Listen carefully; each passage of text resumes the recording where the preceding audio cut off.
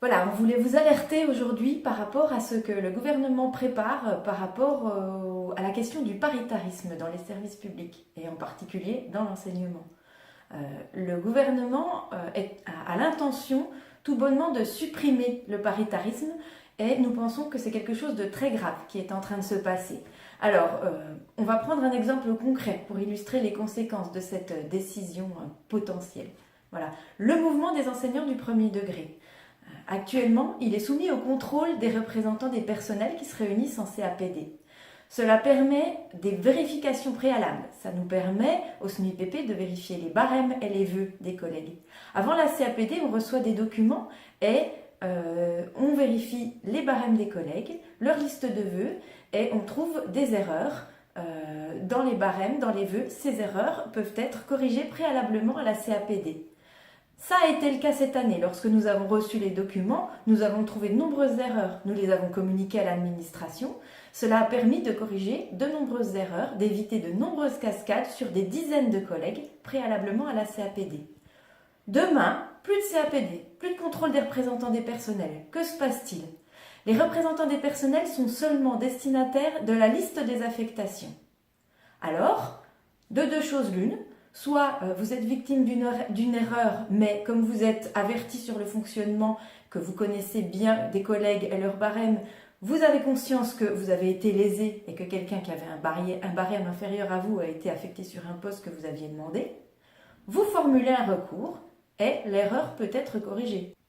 Soit vous n'êtes pas averti sur le fonctionnement du mouvement et vous ne savez pas que vous êtes affecté par erreur sur un poste et vous continuez votre carrière sur un poste qui, à la base, n'aurait pas dû être le vôtre. Voilà. On peut aussi prendre l'exemple des promotions. Cette année, lorsque nous avons reçu le document préparatoire à la CAPD, au SNUIPP, nous l'avons vérifié, nous avons découvert une erreur.